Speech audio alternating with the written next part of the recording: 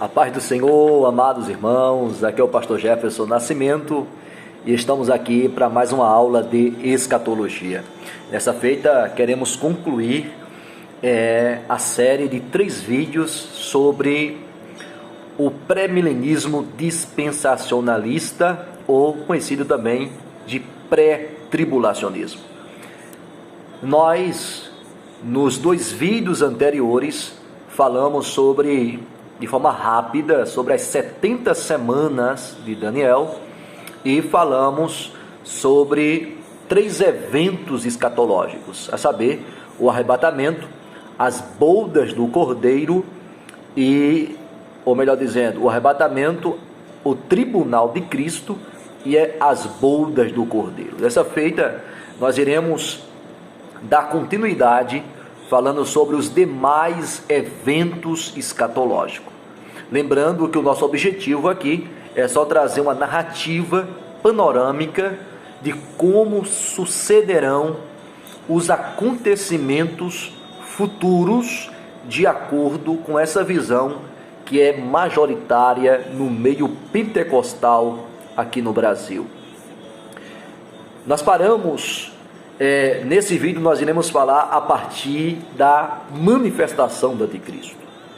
Recapitulando, uma das grandes crenças, ou um dos grandes pilares dessa linha escatológica, é saber que a segunda vinda de Cristo, ela se dará em 2 momentos, em 2 etapas, em 2 fases, a saber, o arrebatamento, que é a primeira fase, e a parousia, que é a segunda fase da segunda vinda. Nessa primeira fase, que é o arrebatamento, Cristo estará nos ares. Na segunda fase, Cristo estará com seus pés no Monte das Oliveiras.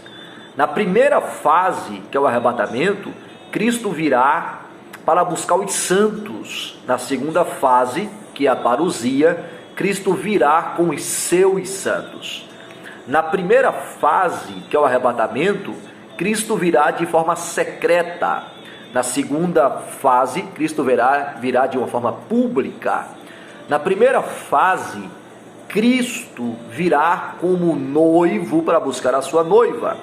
Na segunda fase, Cristo virá como Rei dos Reis e Senhor dos Senhores. Dado o arrebatamento, conforme está em 1 Tessalonicenses 4, versículo 13 ao 18, e também conforme está em 1 Coríntios, capítulo 15, versos 51 e 52, acontecendo isso, ao mesmo tempo que Cristo arrebata a igreja, arranca com força a igreja da terra, se dará a manifestação do anticristo.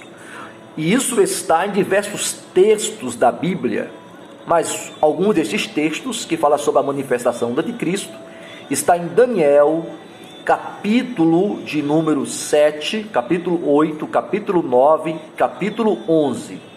Depois nós teremos Jesus falando sobre também o anticristo em Mateus capítulo 24, versículo 15. Depois temos o apóstolo Paulo falando na segunda carta aos Tessalonicenses, capítulo 2, verso 1 até o verso de número 18. Depois nós vamos ter que o apóstolo João falando nas suas cartas também sobre o anticristo, e principalmente no livro do Apocalipse, principalmente no capítulo de número 13, quando ele fala sobre a besta que sobe do mar. De forma que, uma vez que o anticristo se manifeste, se dará o que nós chamamos de grande tribulação. Veja bem, a igreja,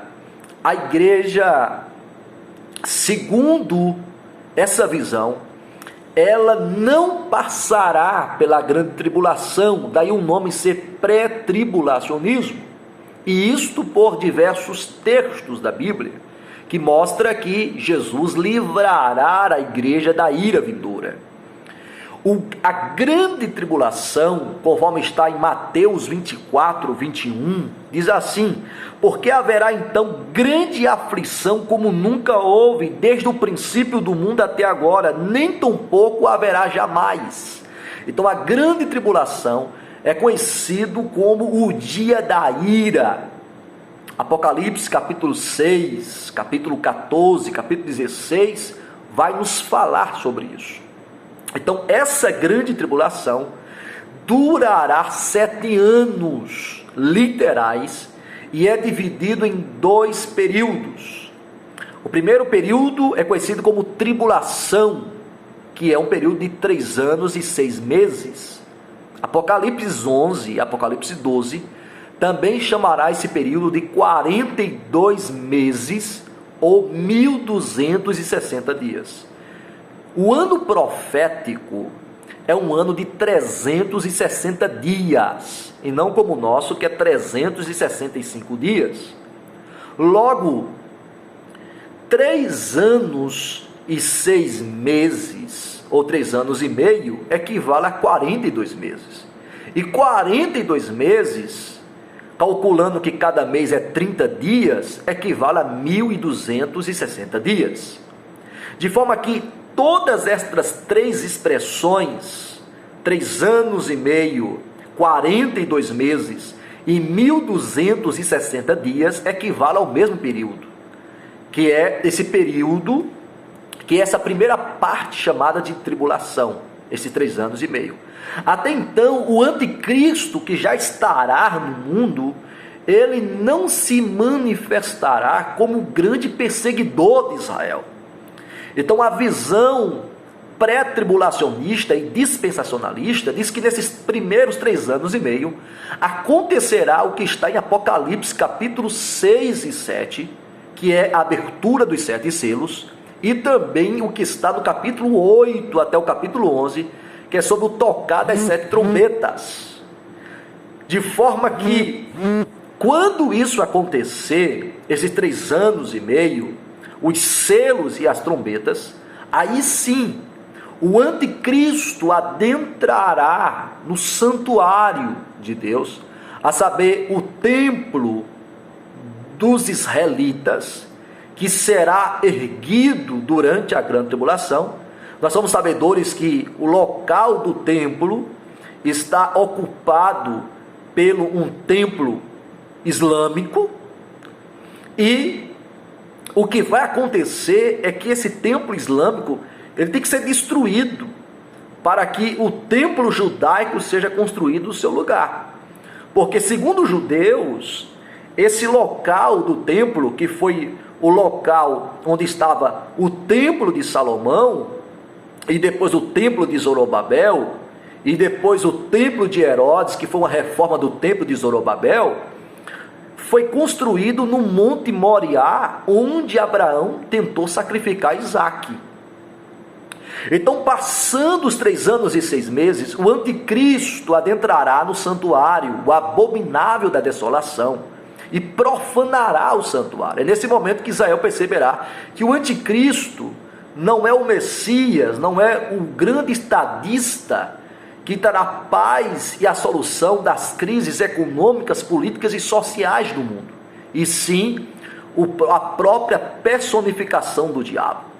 Tendo acontecido isso, o anticristo, na segunda fase da tribulação, que é conhecida como grande tribulação, vai perseguir a nação de Israel.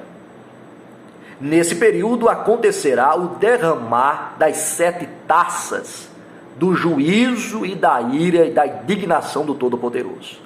Acabando esse período de 7 anos, que o anticristo cercará Jerusalém, a cidade, para matar os judeus, Jesus aparecerá nos céus, conforme Apocalipse capítulo 19, verso 11 em diante. Nesse momento, Cristo derrotará o anticristo com o sopro da sua boca, conforme está em 2 Tessalonicenses capítulo 2.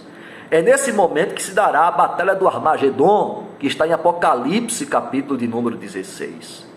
Nesse momento, que acontecer essa batalha do Armagedon com a segunda fase da vinda de Cristo, que é uma vinda com os santos, uma vinda pública, conhecido como a parousia. Nesse momento, Cristo sim tocará com seus pés no Monte das Oliveiras. Nesse momento, o Monte das Oliveiras se abrirá no meio e se fará um grande vale chamado Vale de Josafá. No livro de Joel, capítulo número 3, diz que é aí que se dará o julgamento das nações. Nesse momento, as nações convergirão, se ajuntarão nesse lugar para serem julgadas. E como se dará o julgamento dessas nações, está em Mateus capítulo 25, do verso 31 ao 46, quando Jesus fala sobre os pequeninos, os bodes e as ovelhas. Os bodes que estão à esquerda serão as nações que perseguirão Israel e apoiarão o anticristo. Mas já as ovelhas que estão do lado direito são aqueles que ajudarão Israel no período da grande tribulação e se oporão, ou seja, farão oposição ao anticristo. De forma que as nações que ajudarem Israel adentrarão para o reino milenar de 1000 anos. As nações que foram contra Israel e ficaram do lado do anticristo serão exterminadas e ficarão fora desse reino milenar de 1000 anos. Esse reino milenar está em Apocalipse capítulo 20, verso 1 ao 6. E todas as profecias que estão no Antigo Testamento, que são direcionadas para a nação de Israel e que ainda não se cumpriram, segundo a visão dispensacionalista, terão o cumprimento de forma literal nesse período do reino milenar. É nesse momento que Satanás será preso durante 1000 anos. E acontecerá nesse reino milenar transformações em todas as esferas da sociedade e do mundo. Acabando-se os 1000 anos, Satanás será solto e dar-se-á a última batalha, a saber, a batalha de Gog e Magog. Apocalipse 20, verso 7 ao verso 10. De forma que a última batalha não é a batalha do Armagedon, e sim a batalha de Gog e Magog.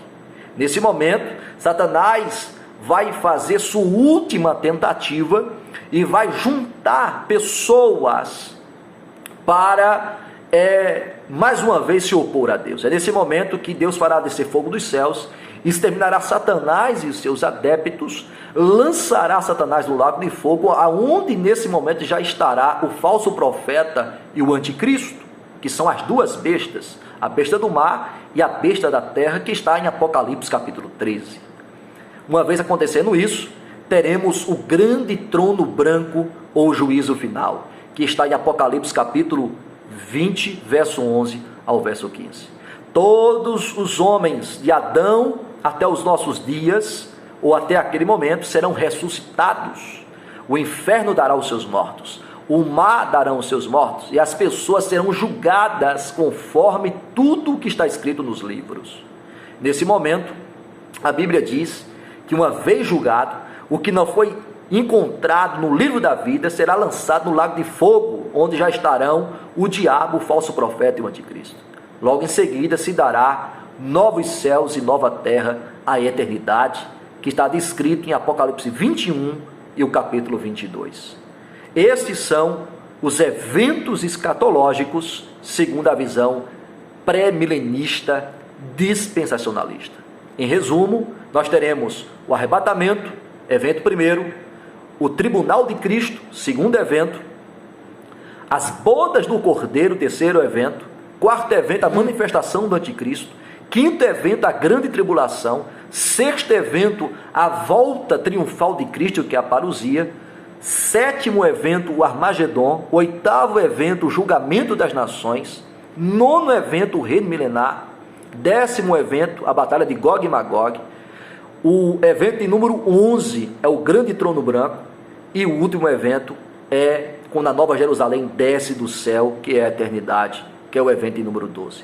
Esses são os 12 eventos principais, futuros e escatológicos, segundo a visão pré-milenista dispensacionalista.